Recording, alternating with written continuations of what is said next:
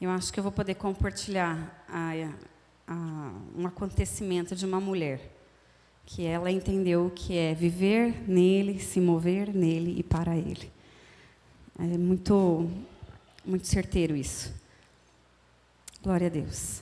Eu quero compartilhar com os irmãos um texto que se encontra em 2 Reis, capítulo 4. Há uns bons domingos atrás, eu compartilhei com os irmãos um texto de 2 Reis, do capítulo 3. E esse trecho do livro de Reis, ele traz alguns milagres que aconteceram naquela época, né? Coisas que aconteceram mediante a ação de profetas. E aqui é mais um episódio onde... uma situação onde o Senhor agiu de forma milagrosa na vida de uma mulher, não só na vida de uma mulher, mas na vida de uma família. Amém? O tema da minha mensagem hoje é o agir de Deus na família. Ok? Você pode repetir comigo? O agir de Deus na família.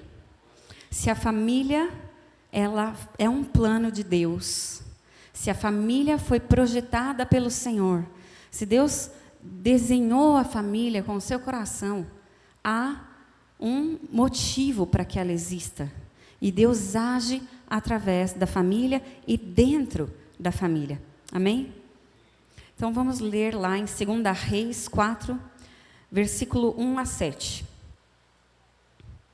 Certa mulher, das mulheres dos discípulos dos profetas, clamou a Eliseu, dizendo: meu marido, teu servo, morreu, e tu sabes que ele temia ao Senhor. É chegado o credor para levar os meus 2 filhos para lhe serem escravos. Eliseu lhe perguntou: que te hei de fazer? Diz-me o que é que tu tens em casa. E ela respondeu: tua serva não tem nada, senão uma botija de azeite. Então disse ele: vai, pede emprestadas vasilhas a todos os teus vizinhos, vasilhas vazias, não poucas. Então entra e fecha a porta sobre ti e sobre os teus filhos, e deita o azeite em todas aquelas vasilhas. Põe à parte as que estiverem cheias. Partiu, pois, dele e fechou a porta sobre si e sobre seus filhos. Estes lhe chegavam as vasilhas, e ela as enchia. Cheias as vasilhas, disse ela a um dos filhos: chega-me aqui mais uma vasilha. Mas ele respondeu: não há mais vasilhas nenhuma. E o azeite parou. Então foi ela e fez saber ao homem de Deus. E ele disse: vai, vende o azeite e paga a tua dívida. E tu e teus filhos vivei do resto. Amém? Quantos já conheciam essa história? Já tinham ouvido? Ela é relativamente conhecida, né? É muito emblemática. E quando o Senhor começou a falar comigo a respeito da situação desta mulher, o Senhor começou a me conduzir a orar o que esta mulher viveu. E eu quero compartilhar isso com os irmãos. Essa mulher, ela é viúva, né?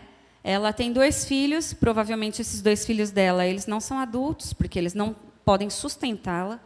E, na ocasião, ela está em dívidas e, como não tem como pagar, os filhos serão entregues como um pagamento de dívida para serem escravos.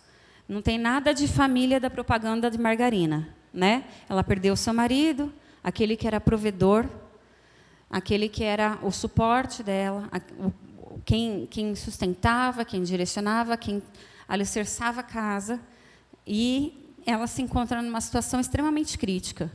Eu não consigo imaginar o que é você ter que perder seus filhos em função de uma dívida. E o contexto em que eles vivem é de reinos divididos, né?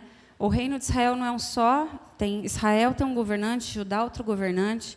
E na trajetória do povo de Israel, houve muitos altos e baixos com essa divisão do governo, né, com governos divididos. Houve tempos de muita necessidade, houve tempos em que alguns reis conseguiram governar de uma forma mais tranquila, mas é um tempo de muita inconstância no governo. Alguma semelhança com a nossa realidade atual, né? E dentro desse contexto, o que eu quero olhar aqui e compartilhar com você a respeito desta mulher?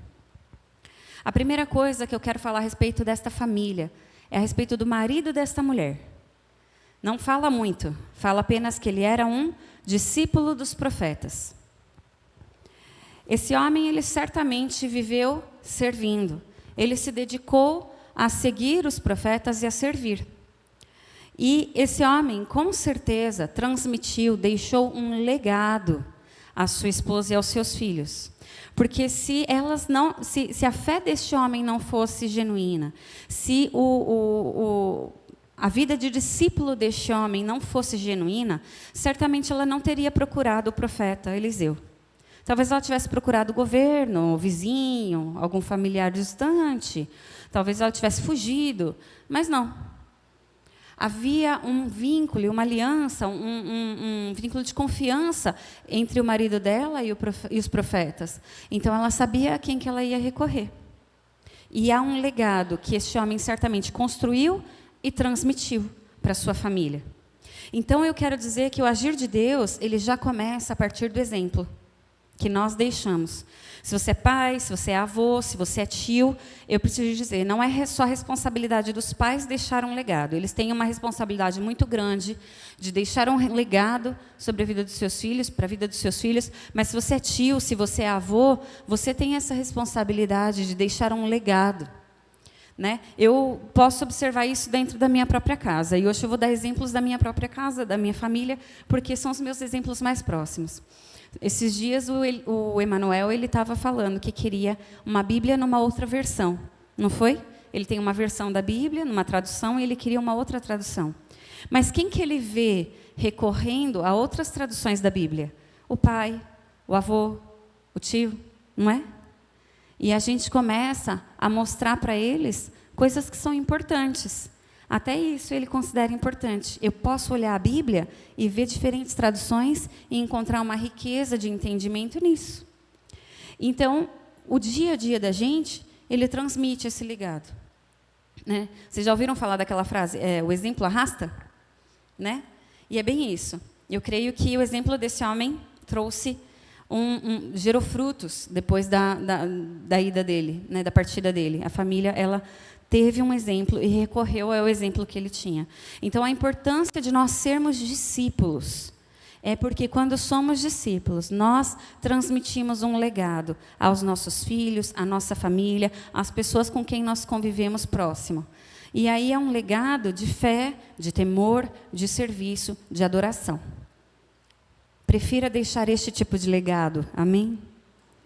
E aí, isso nos remete ao segundo ponto. Ela escolheu procurar o profeta. Né? Ela não procurou o governo, um serviço social, qualquer pessoa da época, ela não fugiu, ela escolheu procurar o profeta. O que isso me diz?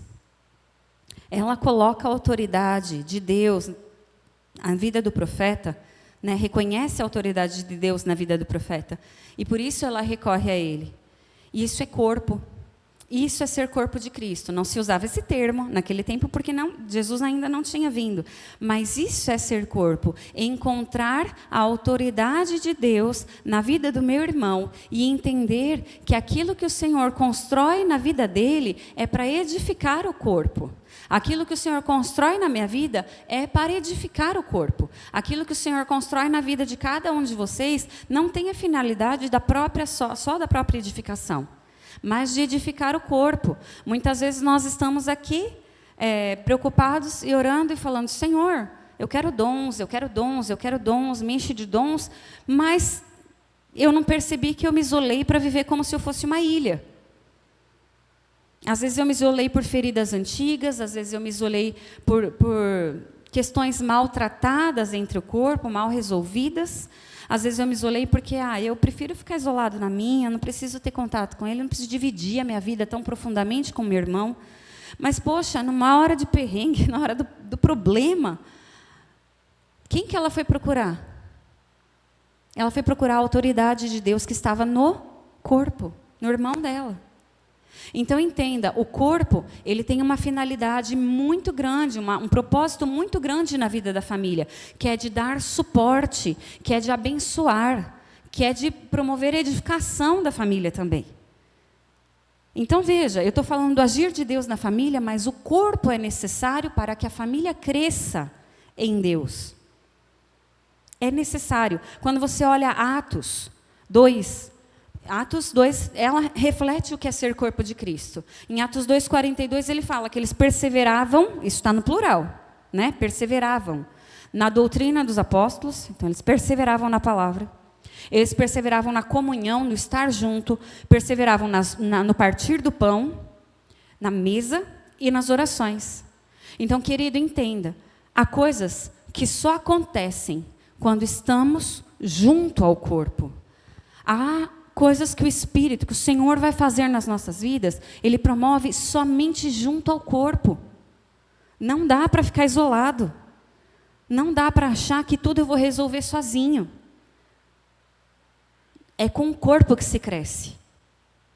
Lá em Efésios 4:16 fala assim: de todo o corpo, ajustado, unido pelo auxílio das juntas, cresce e edifica-se a si mesmo em amor, à medida que cada parte cumpre com a sua função. Então, cada parte do corpo tem a função de edificar o próprio corpo. E essa mulher entendeu isso. Então, se hoje eu quero ser ilha, não vai funcionar. Você pode pedir o quanto for para o Senhor, qualquer dom, qualquer coisa, se é para edificação do corpo e você não entendeu, não é o teu propósito edificar o corpo, para que o Senhor vai te dar aquilo? Fala para mim. Mas quando eu entendo que eu sou corpo, e que eu sou parte, e que eu tenho uma função para a edificação do corpo, o Senhor acrescenta ao corpo. Então não adianta pedir ao Senhor algo com a motivação errada. O corpo é necessário para o crescimento da família. O corpo é necessário para a edificação do nosso lar. Tiago 5:13-18, ele fala sobre cuidados mútuos no corpo. Então ele fala assim: se tem alguém sofrendo, faça oração. Se tem alguém alegre, cantem louvores. Se tem alguém doente, peça aos presbíteros que orem. Se há pecados, serão perdoados. Confessai uns aos outros, para que sejam curados. Olha o peso disso. Confessai uns aos outros, não confessai sozinho diante de Deus, confessai uns aos outros para que se tenha cura. A cura do Senhor, ela vem a partir dos relacionamentos saudáveis que há no corpo de Cristo. E se hoje você não tem um relacionamento saudável com o corpo, entenda que todo relacionamento tem duas partes. Então não é só responsabilidade do outro trabalhar para que ele seja saudável, é de ambos. Amém? Eu quis gastar um tempo com isso porque é muito importante. Às vezes a gente acha que a nossa família ela vai crescer, vai prosperar, nós vamos alcançar milagres em Deus, babá, e a gente está querendo fazer isso sozinho. A gente não quer contar para o outro problema, a gente não quer contar para o outro que a gente teve um pecado, mas nós precisamos do corpo para crescer. Casais, há problemas conjugais, você precisa do corpo de Cristo para crescer, para se resolver. Pais, tem problemas com seus filhos, na educação deles, no crescimento deles. O corpo tem um papel para apoio e para suporte. Ele não vai substituir o pai e a mãe, mas ele tem um papel de apoio e de suporte. Amém? Nós temos que nos lembrar que o corpo de Cristo, ele precisa crescer e se edificar junto. A outra coisa que essa mulher entendeu é que ela era insuficiente. Ela fala lá, o profeta pergunta para ela: o que você tem? Né, quando ela vem pedir ajuda, e ela fala assim: eu não tenho nada. Começa a frase assim: eu não tenho nada. Eu só tenho uma pequena botija de azeite. Quando você vai olhar as traduções no original, esse frasco de azeite que ela tem remete a um frasco pequeno, ok? E ela fala: eu não tenho nada. A pequena botija de azeite para ela não é nada. Se você fosse falar isso para o meu marido ele olha para as coisas, ele consegue ver as coisas frutificando do pouco. Então ele fala assim: ela podia ter pego metade desse azeite, vendido, comprado com esse dinheiro um pouco de farinha e feito um pão. Aí, com esse pão, ele ia vender o pão. Aí, com esse dinheiro que ela vende esse pão, ela ia comprar um pouquinho mais. Esse é o pensamento do meu marido. Ele vai gerar do pouco que se tem. E a maioria de nós tem que pensar assim, não é? Do pouco que eu tenho, o que eu posso trazer? Mas a chave para essa mulher, eu acho, foi essa. Ela, apesar de ter uma pequena botija de azeite, ela falou, a primeira coisa para o profeta foi que ela não tinha nada. Ela está indo para o profeta e fala, eu estou insuficiente, eu sou insuficiente. O governo é insuficiente, tanto que eu não procurei o governo. As pessoas ao meu redor não vão me trazer solução. Ela não recorreu ao sacerdote da época, ela recorreu àquele profeta. Então, pedir ajuda é ter a consciência da própria situação de insuficiência. E quando a gente recorre ao Senhor, do jeito que ela recorreu ao profeta, ela está rendendo ao Senhor a ilusão de suficiência dela. Porque ela fala, eu não tenho nada, só uma botija de azeite. Até o que eu considero ser algo é insuficiente. Eu sei que Deus é suficiente para mim. Então, eu entrego a minha ilusão de suficiência, que é esse pequeno frasco de azeite, para você me dizer o que eu tenho que fazer. Nós precisamos entregar ao Senhor as nossas ilusões de suficiência. Nos declarar insuficientes ao Senhor. E deixar que o Senhor nos mostre a suficiência dEle. Amém? Quando a Mari nasceu, a Mari é a minha filha mais velha, e mãe de primeira viagem, tudo é meio desafiador, né? Mas no hospital eu já trocava fralda, no hospital eu já fazia tantos cuidados com os pacientes que algumas coisas para mim eu tirei de letra. Eu tirei de letra, trocar fralda, amamentar foi difícil, mas tudo bem, vamos nessa. Dar banho foi tranquilo, né? Medicar quando estava doente, beleza, tudo bem.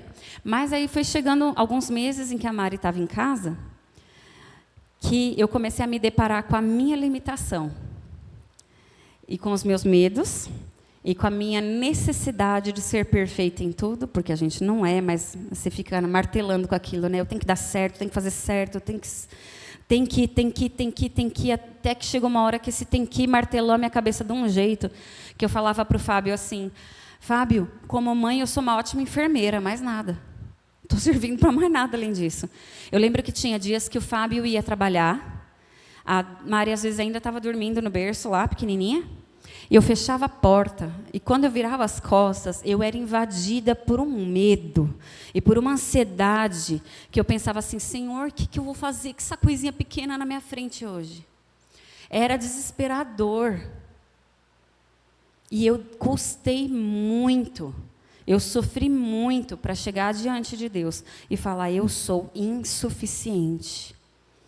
Como eu custei. Mas eu custei porque eu sou muito teimosa também, eu entendo isso, né? Tem a questão da personalidade. Mas demorou. Mas quando eu assumi a minha insuficiência, aí o buraco abriu, eu vi o tamanho da minha insuficiência. Eu falei, Senhor, é o Senhor quem tem que preencher agora o buraco. Não dá para eu fazer isso sozinha. E o Senhor foi fazendo isso aos poucos. Então, a gente tem que entender que não dá para a gente brigar com a nossa natureza humana, que é insuficiente. Amém? Eu lembro quando era criança, partilhar isso ainda que eu acho importante. Quando era criança, a gente tinha uma casa bem grande, e meu pai tinha um escritório. E eu lembro que houve um período em que a gente viveu uma fase meio difícil. Teve questões de igreja, mas também teve questões financeiras envolvidas. E eu não lembro de detalhes, assim. Algumas coisas meu pai e minha mãe abriam, porque não tinha como esconder. Outras coisas eles não contavam. Mas eu lembro de o meu pai se trancar no escritório e começar a orar. E o meu pai ter momentos de batalha espiritual. Ter momentos de oração, de intercessão. Ter momentos de adoração. Que, gente, eu só não sei como que o escritório não tremia. Mas eu sei que o meu pai sabia onde ele estava indo. Quando eu olho para trás, é isso que eu consigo enxergar. Eu consigo enxergar o meu pai indo para um lugar, falando, Senhor, eu sou insuficiente, encontrando com a suficiência de Deus lá dentro de casa, sabe? Eu não estou falando isso para pintar uma coisa bonita, não. Eu me lembro disso.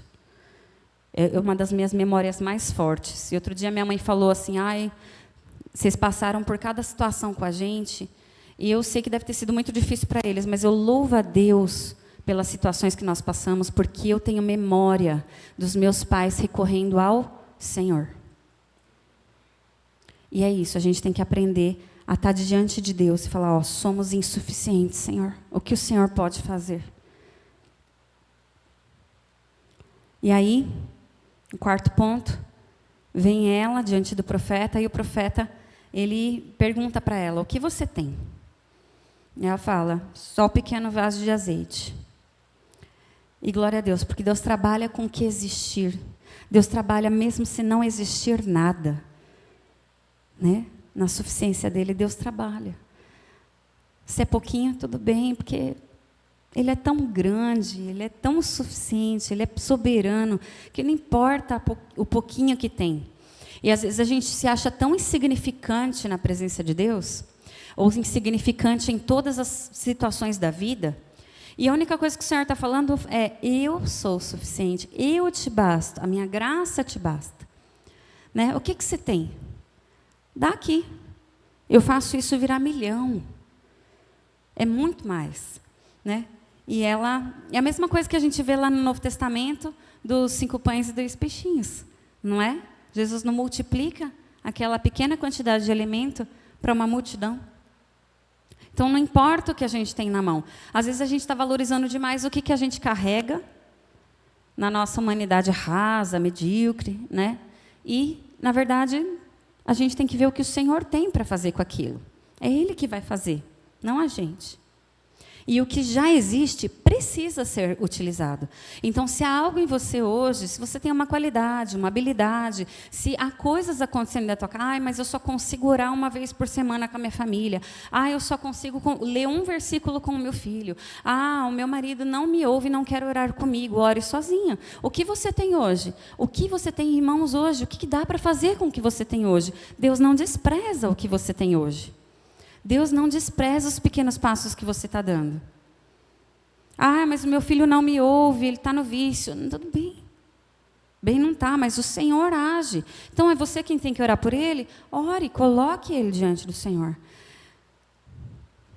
Às vezes é a oração, é um dom, é um tempo de ensino, qualquer coisa. Ela entregou, a gente tem que fazer o mesmo movimento de entrega. E aí o profeta, ele fala assim, busque vasos vazios. Quando ele fala vasos, aqui na versão que eu li, ele fala vasilhas. Né? O termo no original remete a vasos bem grandes, tá? Não são pequenos vasos, são vasos bem robustos. E aí, ele fala, busque vasos vazios, não poucos. Querido, cada vaso que entrou dentro da casa desta mulher, foi uma oportunidade de milagre e de manifestação da soberania e do sobrenatural do Senhor. Cada vaso que você dispõe na tua casa, na tua família, é mais uma oportunidade da ação milagrosa do Senhor sobre a tua vida e sobre a tua casa. E às vezes a gente fica prendendo, retendo oportunidades que o Senhor tem para agir. Outro dia, acho que foi um domingo, no culto, a Letícia falou, eu vim para cá no caminho com muita dor de cabeça, mas o Dani orou comigo no carro e passou. Foi isso, né, Dani? Alguma coisa assim que aconteceu. Cara, é uma dor de cabeça. Ela estava com dor de cabeça.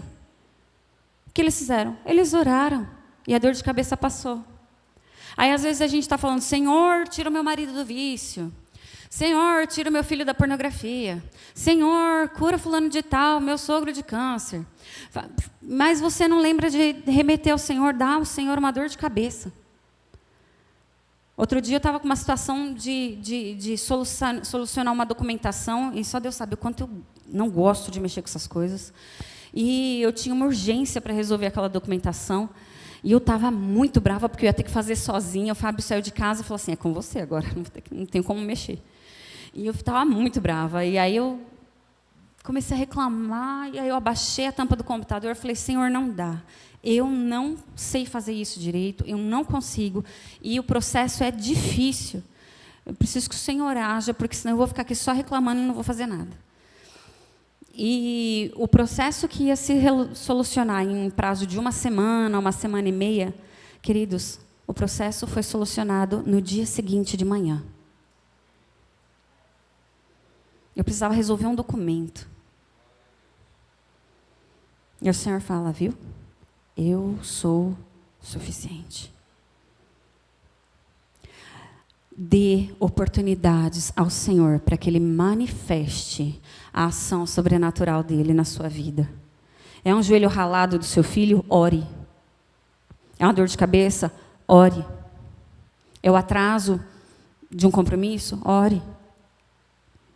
É uma situação inesperada na sua rotina? Ore. Comece a dispor vasos ao Senhor. Comece a dispor vasos ao Senhor. É uma pequena coisa cotidiana? Ore. O Senhor quer entrar no seu cotidiano. O Senhor quer entrar nas coisas pequenas. Porque o Senhor também quer entrar nas coisas grandes. Não adianta a gente querer mover a montanha daqui até lá e não entender que o Senhor pode fazer uma coisa pequenininha. Deixa o Senhor ser Senhor nas pequenas coisas também. Disponha vasos. Disponha vasos. Dê nome aos vasos. Dê nome aos vasos. Cada filho meu é um vaso do Senhor. O meu marido é um vaso. A minha família é um vaso. Cada um que entrar na minha casa é um vaso. As minhas questões profissionais são vasos. O meu chefe é um vaso. Senhor, eu estou colocando diante do Senhor, cada um desses são vasos. Enche do teu azeite. Eu quero ver o seu azeite sendo derramado. Amém? E aí ele fala, vasos que estejam em qualquer lugar. E aí ela começou a procurar os vasos entre os vizinhos. Os filhos foram, eles foram procurando vasos entre os vizinhos. Aí eu fico imaginando a situação. A comunidade sabe que ela está para dar os 2 filhos como escravos. Não tem um tostão do bolso para resolver a própria vida. Aí ela chega no vizinho e fala assim, você pode me arranjar um vaso daqueles bem grandes, por favor? Obrigada. Você pode me arranjar um vaso daqueles bem grandões que você tem na casa? Obrigada. E aí ela vai pedindo isso. Eu fico imaginando o bafafá que deve ter sido assim. O que será que ela vai fazer com esse negócio? Mas o que ela está querendo vaso? Está maluca? O que será que ela vai fazer? Às vezes ela pode até ter contado. O profeta me direcionou a procurar vasos. Ou às vezes ela pode ter falado, olha, Deus vai resolver a minha situação. Mas veja, o testemunho dessa mulher começa antes do milagre acontecer. A fé dessa mulher é expressa antes do milagre acontecer. Porque o que ela foi fazer? Foi procurar vasos no meio de pessoas estranhas. Estranhas, não da família. No meio da comunidade. A sociedade teve a oportunidade de ver o que aconteceu com aquela mulher. Então, aquilo que o Senhor faz dentro da tua casa, querido, não pode ficar restrito à tua casa. Aquilo que o Senhor faz dentro da tua casa, isso precisa ser contado, precisa ser compartilhado, tem que pôr numa vitrine, porque o que o Senhor quer? O Senhor quer que você gere testemunhos com isso. O meu filho estava doente, mas eu orei e ele melhorou. Ele estava com febre, mas ele melhorou. A gente tem que abrir a janela, em alguns momentos, e deixar as pessoas verem o que Deus tem feito dentro das nossas casas. E a gente só faz isso, queridos, se estamos em comunhão com as pessoas, se damos espaço a elas. Entende? Não dá para a gente se trancar em casa e ser cristão sozinho. O Senhor quer que a gente mostre. Foi gostoso, a Elaine compartilhou com a gente essa semana a situação de um familiar dela, por quem nós oramos. E a situação desse familiar mudou assim, da água para o vinho, uma situação de saúde. E, glória a Deus, que bom poder ver que o Senhor está agindo. Amém? E aí ele fala assim, fecha a porta atrás de você e dos teus filhos e derrama o azeite puro que brotar em todos os vasos. Eliseu mandou ela fechar a porta, e quem que ficou para dentro? A mulher e os 2 filhos. O agir de Deus não é na família? Os 2 filhos estavam para ser entregues como escravos, como um pagamento de dívidas. Os meninos não tinham nada a ver com o negócio, e eles iam pagar pela família. Por que não envolvê-los no milagre e na ação sobrenatural do Senhor? Nós temos que parar de achar que aquilo que o Senhor vai resolver com a minha vida não tem a ver com o meu marido. Aquilo que o Senhor vai falar ao meu coração não tem a ver com os meus filhos. Meus filhos são imaturos demais ainda para entender. Os meus filhos não vão compreender o problema. Gente, esses meninos iam ser entregues como pagamento. Eles estavam fazendo parte do problema, da solução do problema. E o Senhor os coloca para serem solução de um problema através das mãos do Senhor. Então eu creio de todo o meu coração que o Senhor, Ele quer que as nossas famílias estejam envolvidas. A gente fala uma coisa muito... A gente tem uma orientação dentro do hospital, quando a gente estuda a fase final de vida, né, principalmente a gente que trabalha em UTI, lida muito com esse momento, né, de fase final de vida. Muita gente questiona, meus filhos podem vir ver a mãe? Os meus filhos podem vir ver o pai? Os meus filhos podem ver o avô? E todo mundo sempre teve muito receio na história de incluir a família nesse momento de fase final de vida. Porque é um momento muito difícil, emocionalmente e tudo mais. Mas a gente, com estudos, foi vendo que as crianças elas precisavam ser envolvidas do processo. Porque quando a criança ela é retirada do processo, fica um buraco não resolvido numa situação de luto, por exemplo, né? E acontece mesmo. A criança ela quer entender por que ela não é parte daquilo. Isso pode gerar traumas na criança. Isso para falar de luto, hein? De perdas. Poxa, se a gente entende que é precioso para a criança processar um luto, fazer parte do processo, por que eu não vou incluir os meus filhos na ação sobrenatural do Senhor sobre a minha casa? Eu tenho memória. A gente estava falando no grupo de comunhão essa semana. Eu tenho memória, eu acho que eu tinha mais ou menos uns 8, 9 anos de idade. A gente tinha uns discos de música cristã infantil. E eu lembro até hoje de um que tocava músicas sobre Davi. Eu nem sei se algum dia minha mãe viu isso ou meu pai viu isso, porque ficava na sala, assim, a casa era bem aberta, então dava para ver quem quisesse espiar, né? Mas eu lembro de eu me quebrantar na presença de Deus, novinha, ouvindo músicas infantis. De chorar, de pedir a Deus que Deus tivesse na minha vida como foi na vida de Davi. Eu lembro disso, criança.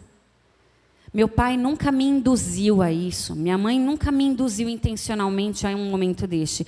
Mas o que acontecia? Eu via isso na vida dos meus pais, e eu via isso acontecendo dentro da igreja.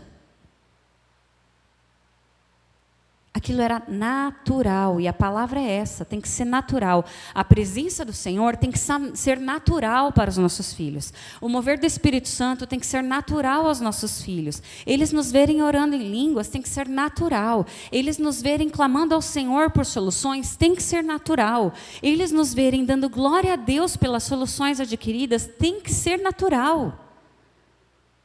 Porque senão eles não vão seguir esses passos. Isso é discipular também, que é o que aquele homem fez, provavelmente, com essa família. Então, nossos filhos têm que ser participantes do processo sobrenatural de Deus nas nossas vidas. Amém?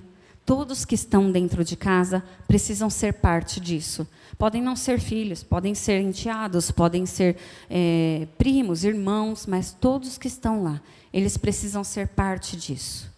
E esses meninos tiveram a oportunidade de ver Deus mudando o destino deles, de escravos para libertos. Amém? E aí, por último, essa mulher tem algo importante sobre ela nessa história. Ela não tem nome. Ela não é Davi, ela não é Moisés, ela não é Jesus. Ela não é Paulo, ela não é Pedro, ela não é Filipe. Ela não é nenhum desses. Ela não é Josué, ela não é Elias, ela não é Eliseu. Ela não é nenhum desses que a gente conhece de tão importante na Bíblia. Ela não era nenhum sacerdote, ela não era Abraão, não era Isaac, não era Jacó. Ela era uma mulher sem nome. E aquilo que o Senhor tem para nós não está ligado a posições dentro da igreja, não está ligado a funções, não está ligado a sermos um sacerdote importante, não está ligado a nada disso. Tem a ver com Deus, entende? tem a ver com o querer de Deus, de tornar a glória dele conhecida. E a palavra nos mostra que Ele quer se revelar a todos nós.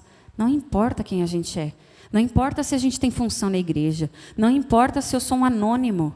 Deus quer se revelar a você, não importa quem você seja. Porque Ele nos ama. Ele nos ama de uma forma que o mundo não sabe amar. Ele nos ama de uma forma que nós não sabemos amar. E Ele se importa em se revelar a você. Essa mulher não tem nome. Não existe nenhum outro relato sobre ela. O que nós sabemos é que Deus se revelou a ela de forma sobrenatural. Amém? E eu creio que essa mulher foi o primeiro vaso disponível dentro da casa dela. Ela foi o primeiro vaso onde o Senhor derramou azeite. Ela foi a primeira a se dispor ao Senhor como vaso. 2 Coríntios 4:7 fala: temos, porém, este tesouro, que é a presença de Deus, que é Cristo, em vasos de barro, que somos nós, para que a excelência do poder seja de Deus e não de nós. Se você é uma autoridade dentro da tua casa, entenda. Se você é pai, mãe, seja avô, avó, os primeiros vasos disponíveis precisamos ser nós mesmos. Os nossos filhos não se disponibilizarão como vasos sem entender, sem ver este exemplo em algum lugar. Eu não tenho filhos. Às vezes você é uma referência de vida espiritual para alguém. Você precisa ser um vaso disponível como esta mulher foi. Amém? Eu tenho orado ao Senhor nestes dias. Eu tenho nomeado vasos dentro da minha casa. Eu tenho nomeado ao Senhor situações para que elas sejam vasos para serem cheios de azeite. Querido, fecha a porta da tua casa com a tua família para dentro. E começa a colocar diante de Deus em família os vasos que vocês precisam que o Senhor encha. Declara ao Senhor a tua insuficiência. Se arrependa, se é necessário se arrepender de uma autossuficiência tão grande que nós carregamos. E deixa o Senhor encher os vasos que a tua casa precisa, que sejam cheios. Amém, querido? Vamos orar? Senhor Deus, nós nos colocamos na tua presença nesta hora. Eu não conheço, Senhor, as limitações de todos, mas o Senhor conhece. Pai, pedimos que o Senhor olhe para as nossas limitações, para as nossas falhas, para as nossas dificuldades. Se somos vasos, Senhor, queremos ser cheios. Um vaso, ele não pode ser cheio se ele está ocupado de outras coisas. E não queremos ser cheios apenas pela metade, porque se é pela metade, ainda tem um tanto para se encher que pode ser ocupado de outra coisa. Queremos ser plenamente cheios. E queremos dispor os vasos das nossas vidas, das nossas situações cotidianas, as nossas famílias ao Senhor, para que sejam como estes vasos, Pai, que foram cheios de azeite, Deus. Enche-nos, Senhor. Enche, Senhor. Derrama o teu azeite dentro das nossas casas, Pai. Nos leva a apresentar ao Senhor as nossas questões, Pai. Queremos sim, Senhor, que o Senhor venha ser o interventor, que o Senhor venha ser o governador, que o Senhor venha estabelecer o teu reino sobre as nossas vidas, Pai, para que os vasos cheios testemunhem da tua glória, em nome do Senhor Jesus, Pai. Amém.